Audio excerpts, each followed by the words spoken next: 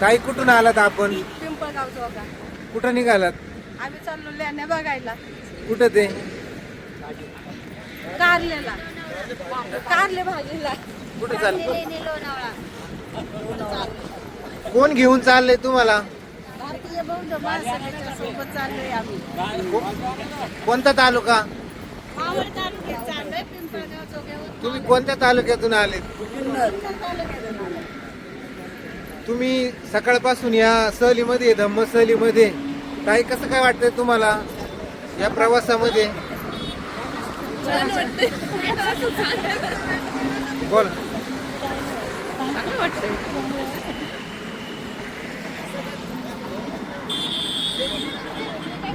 बोला. आम्ही पिंपळगाव जोगा या ठिकाणाहून कारले भाजे या लेण्यावर आम्ही प्रवास करत चाललेलो आहे. तेथे आम्हाला लेण्या बघायच्या आहेत. आज वर्षवास प्रारंभ आहे, त्यासाठी आम्ही चाललेलो आहे.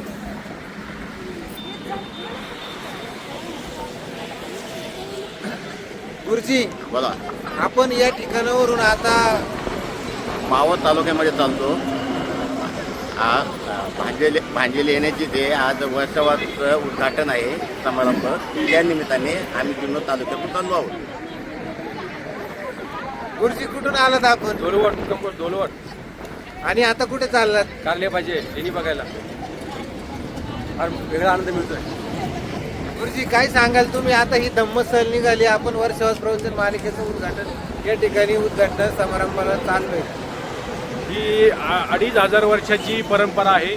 तथागत भगवान गौतम बुद्धापासूनची ही वर्षवास या आषाढ पौर्णिमेला तथागत भगवान गौतम बुद्धांनी आपल्या पंचमवर्गीय भिक्खूंना सारनाथ येथील ऋषीपतन मृगदयावनात या ठिकाणी पंचमवर्गीय भिक्खूंना प्रथमतः जी धम्मदीक्षा दिली, तेव्हापासून ही परंपरा चालू आहे.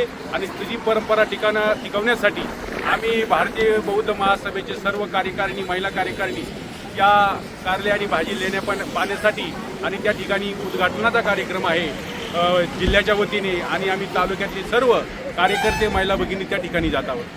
गुरुजी काय सांगाल? भारतीय बौद्ध महासभा जुन्नर तालुका यांच्या नियोजनातून संपूर्ण तालुक्यातून आणि संपूर्ण भारतीय बौद्ध महासभेची जुन्नर तालुका कार्यकारिणी आम्ही सर्वजण आज वर्षवास उद्घाटनाच्या प्रसंगी कारले भाजी लेण्या मावळ तालुक्यामध्ये आमचा जुन्नर तालुका संपूर्ण आम्ही त्या ठिकाणी जात आहोत. सर्वांना सविनय जय भीम, नमो बुद्धाय. धन्यवाद.